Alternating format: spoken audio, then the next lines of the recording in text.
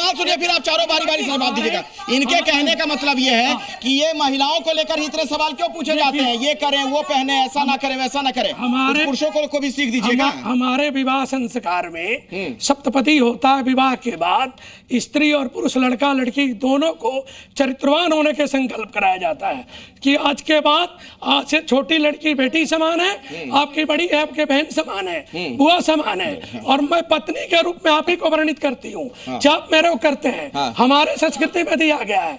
और चरित्र का पूजा हर कालखंड में हुआ है। चरित्र की पूजा हर कालखंड में होती रही है और धर्म में कहा गया है, पुरुषों के लिए भी कहा गया है। इसका चरित्र गया, उसका सब गया। बिल्कुल, मैं आपकी बात से सहमत हूँ, चरित्र पे बात होनी चाहिए। लेकिन आप मुझे बताइए, चरित्र पता कैसे चलेगा? अगर किसी भी महिला या पुरुष का कोई भी रिश्ता टूटता है, उसकी कई तरह की वजह होती है, मानसिक होती है, शारीरिक होती है, भावनात्मक होती है। लेकिन अगर एक से ज्यादा शादी हो जाती है तो क्या उसको आप कैरेक्टर सर्टिफिकेट, क्या वो चरित्रहीन है? बहुत सारे पुरुषों ने 3-3 शादियां की हैं, 4-4। क्या आप उनको ये कहेंगे कि वो चरित्रहीन थे? कौन तय करेगा कि चरित्र क्या है और कौन है चरित्रहीन? बैठिए बैठिए। राजा दशरथ की 3 शादी है। राजा दशरथ की 3 शादी, भक्ति है, ज्ञान है, वैराग्य है। वसुदेव जी के भगवान कृष्ण पुत्र हैं, उनके साथ विवाह है। सातवीं देव की है जो कृष्ण है। उनका सवाल कुछ और है, सवाल आप समझ नहीं पाए महाराज जी। मैं समझ रहा हूं। वो कह रही हैं कि चरित्रवान कौन है, नहीं, ये कैसे तय होगा? ये तीसरा व्यक्ति कैसे तय कर सकता है? हर व्यक्ति और दुष्यंत। अपनी जगह पे मैं बताऊंगा। सिर्फ 2 बातें यहाँ पे बोलना चाहती हूँ। एक तो बाबा ने कहा कि सिर्फ 4 लोग को छोड़ करके बाकी सबका चरित्र खराब है, तो 4 लोग में मुझे लगता है, माफ करिए, सारे के सारे कटघरे में आ गए। ठीक है। दूसरी बात मैं ये बोलना चाहती हूँ कि जैसे उन्होंने कहा कि लिव इन रिलेशनशिप में महिलाओं के लिए, मैंने भी जैसे बोला, महिलाओं को उन्होंने एस्कॉर्ट बोल दिया, पुरुषों के लिए कुछ नहीं बोला। मुझे बता दीजिए कि लिव इन रिलेशनशिप में रहना क्या गलत है? क्या टेस्ट ड्राइव गलत है? आप गाड़ी लेने जाते हैं, उसका टेस्ट ड्राइव करते हैं।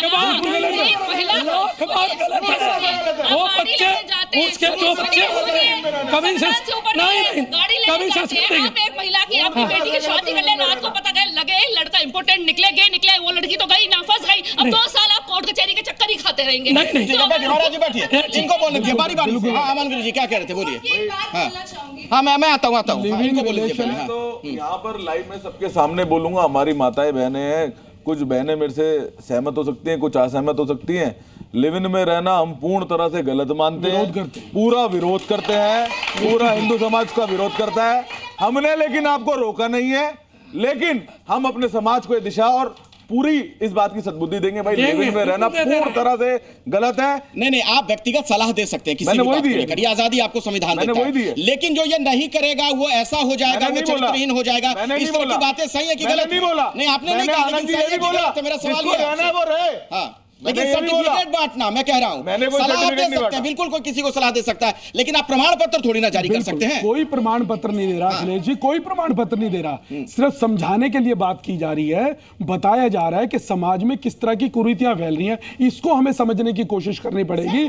और दूसरा, मेंटल स्टेटस, आपने क्या कि उनको हेल्थ या मेंटल चीज का ज्ञान नहीं है, उनको ये पढ़ना चाहिए। मेंटल और हेल्थ को पढ़ना चाहिए। तो मुझे लगता है जो रेपिस्ट होता है वो अपनी बहन को सबसे ज्यादा है ना निगरानी में रखता है, क्योंकि उसे पता है कि रेप कैसे होता है और किस तरह से होता है। वो सबसे ज्यादा अपनी बहन और परिवार को निगरानी में रखता है। लेकिन जो एक इंसान सही होगा वो कभी भी दूसरे को भी उसी नजर से देखता है, कभी अपनी बहन बेटियों को नहीं रोकता है, क्योंकि तो निगाह में दिक्कत है, दिक्कत यहाँ पर है, दिमाग में है। क्या देखिए, क्या जो वर्तमान समाज की परिस्थिति है, तो जो एक संत है, क्या उसके कंधों पर दायित्व नहीं है समाज को सही दिशा निर्देश देने का? या उनकी भाषा फटकार वाली भी अगर होती है, समाज में जो इतनी कुरीतियां आप कह रहे हो, हो नहीं सकता, बिल्कुल गलत है। इस तरह की भाषा का प्रयोग नहीं हो सकता किसी भी फटकार के। हमारा देश वो देश है जहाँ, आप सुनो पहले पूरी बात, आप गलत भी है तो प्रेम देखिए, ठीक है, आपस में हाँ, क्या कह रही हैं आप? ये निश्चित रूप से संस्कार, आपकी विचारधारा और आपके दृष्टिकोण, ये आपको प्रमाण पत्र देंगे। दूसरी चीज, महिला हूँ, समाज को मैं भी ऑब्जर्व करती हूँ। हाँ, भारत की परंपराएं, भारत की संस्कृति, कहीं ना कहीं महिला और पुरुष आज उसका आचरण नहीं कर रहे हैं। उसकी आवश्यकता है और संतों की वाणी से उनका मार्ग प्रशस्त होना चाहिए। लेकिन यहाँ पे एक संत ना तो वाणी का संयम रख रहा है, ना मर्यादा रख रहा है, और केवल एक ही वर्ग को टारगेट कर रहा है, उसका दुखद है। लेकिन अगर मैं प्रेमानंद जी की बात करूं तो हाँ, समाज में मेरी भी बेटियों की उम्र की मैं बच्चों के जब कपड़े देखती हूँ, कपड़े आप कुछ भी पहनो, लेकिन कपड़ों से आप क्या दृष्टिकोण विचारधारा व्यक्त कर रहे हो वो सर्वोपरि है। ठीक है। हाँ। मैं लिव इन के ऊपर बोलना चाहूंगी, छोटे में अब समय नहीं है, बिल्कुल छोटे में रखिएगा अपनी बात। हाँ। कि लिव इन में जो राइट्स नहीं मिल पा रहे थे, सिर्फ संविधान, जो बातें प्रॉब्लम है गुरुजन को प्रॉब्लम, अरे आपस में झगड़ा मत करिए। हाँ, बोलिए जल्दी, अब समय नहीं है। छोटे जो लिव इन की प्रॉब्लम थी, जो गुरुजन को दिखाई दे रही थी, वो संविधान को भी दिखाई दे रही थी। सिर्फ वो राइट्स महिला को मिल पाए, इसलिए संविधान ने वो राइट्स दे दिए सिर्फ महिलाओं को। गलती वो गुरुजन को भी दिखाई दे रही थी, वो संविधान को भी दिखाई दे रही थी, क्योंकि उससे फीमेल एम्पावर नहीं हो रही है, उनके राइट्स छीने जा रहे थे। ठीक है। हाँ, क्या कह रही थी आप बताइए। मैं बोल रही हूँ कि 3 साल की बच्ची का रेप होता है तो क्या कपड़ा देख के होता है? आप इधर आइए, सामने आइए, आप दोनों आइए। मुझे लगता है महिलाओं का दृष्टिकोण समझना भी जरूरी है एक मुद्दे पे। आप इधर आइए, आप इधर आइए। आप क्यों ऐसे गेटअप में आए? अगर आपको कपड़ों के, अगर आपको ऑब्जेक्शन है, क्यों आए हो बताओ? है तो मैं पहनूंगी, अगर मेरी बेटी को नहीं पसंद है तो मैं नहीं पहनूंगी। आप नग्नता का फेवर कैसे कर सकते हो? मैं किसी चीज का, आपने अभी बोला कि कपड़ों पे नहीं, क्यों नहीं होता? आप बोल रहे हैं कि कपड़ा की वजह से रेप होता है। 3 साल की बच्ची का होता है तो कौन कपड़ा पहना रहता है? यहाँ रेप की बात नहीं हो रही है, वो बात बिल्कुल अलग है। यहाँ रेप की बात नहीं हो रही है, यहाँ रेप की कोई, यहाँ आप गलत बात कर रही हैं। आप देखिए कि खुद एक औरत हो के एक औरत विशेष क्वेश्चन पूछा, चुप करिए।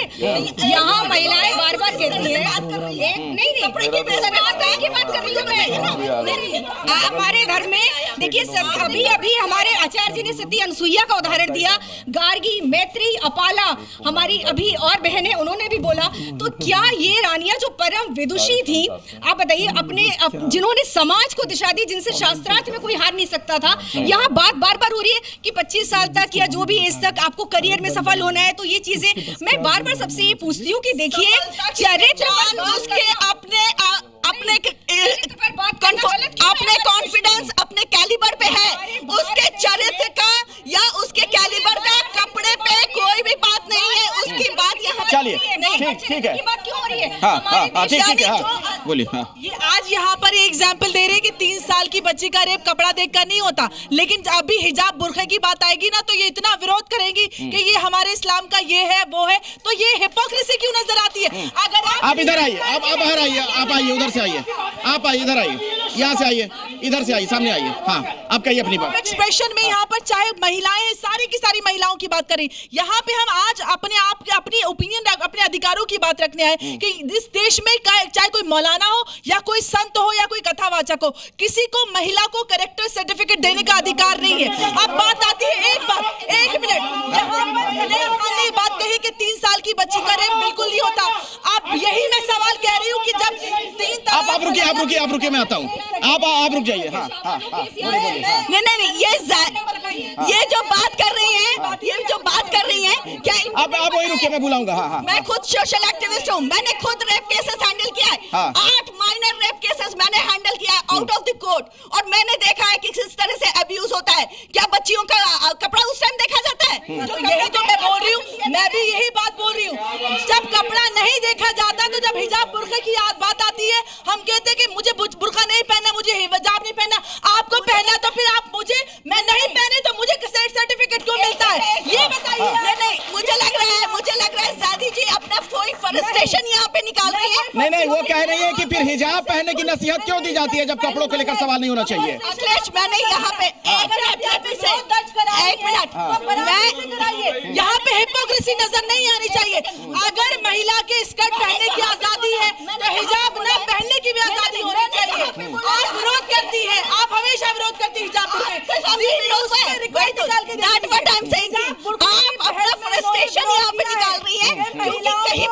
चलिए, ठीक है। अब आप लोग बैठिए, अब आप लोग जाइए अपनी जगह पे जाइए। एक आखिरी बात आप सभी से, हाँ या ना में जवाब दीजिएगा।